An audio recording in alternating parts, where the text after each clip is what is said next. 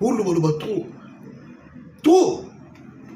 Malou la Koufi, Babaché et Tchou. Et tu as la province. Et tu as Koufi, Baboumé pas Kabila. Remplacé par Mosengo. Province. Mosengo a Koufi, remplacé par Oyo Moussousou, Oyo. Oyo, parce que la famille, beaucoup d'Andokyo. Tu as Mbongo. Moulou Bazab.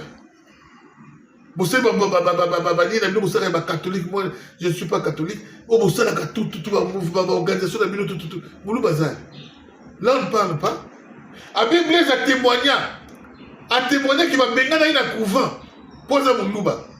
Avec Blaise, alors on va bénir dans un couvent pour ça Moulouba. Rien que ça, on dit pas pour ça Moulouba. Dans le Louba, bon pour les ministre, Moko Kaka, Moko, Oboyebi, le gouvernement Ilum Kamba. Azala, le gouvernement Sama 1, Azala, le gouvernement Sama 2, Azala. Tout le balatage judiciaire. Mouloubaka Oboyebi, ministre. Gouvernement Ilou Kamba. Gouvernement Sama 1, gouvernement Sama 2, ministre Azala. Bopo de Langaye. Gilbert Kagonde. Ou, Libanda. Oh, Moussou Nani, Peter Kazani. Ou, Libanda.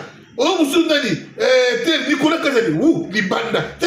Mais, dès qu'on a vu ce aimé Boji que je salue en passant. Ministre. Bouche B. Jean-Lucien Moussa. Ministre. Bouche B. Le lait de Sakomi. Ministre. Bouche B.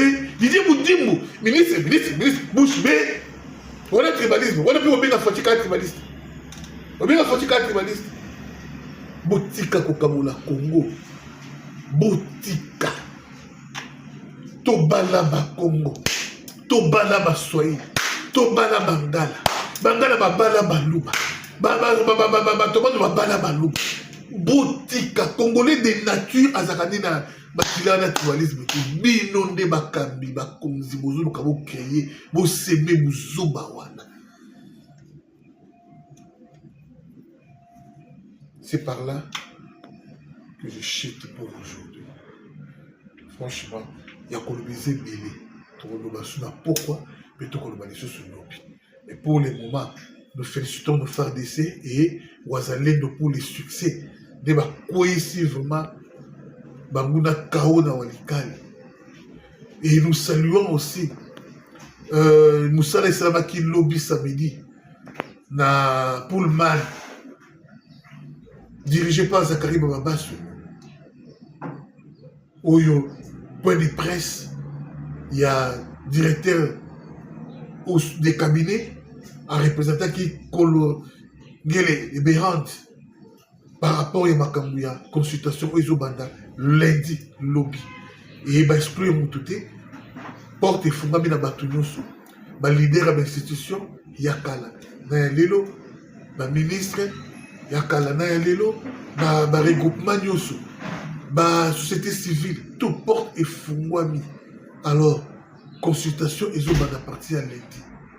Na batoba nangamo okuna na ba opposant batunyo so porte fungwami nazo senga na diaspora organisez-vous ndeko nangai sergent Mokekese ba Martin Sali ba ndeko nangai général Ngando ba combattant ya diaspora organisez-vous bossa la structure tokende pe consultation oyo la place de l'éla.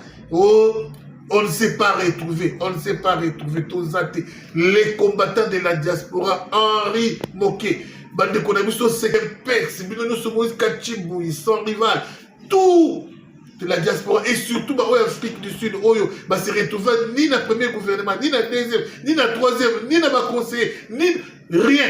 Organisez-vous. Bokendépé, allez chercher votre part de gâteau. C'est le moment. Ça commence le lundi. Ce qui m'a yambi binoté, Bobé Nanga Sanriva Nakobeta Munda. Et comment tu pas mon cause? Vous avez aussi droit au chapitre. Bobundi. Pour te comme appelle les londés, to komi Kabila Kende. Bobundi trop.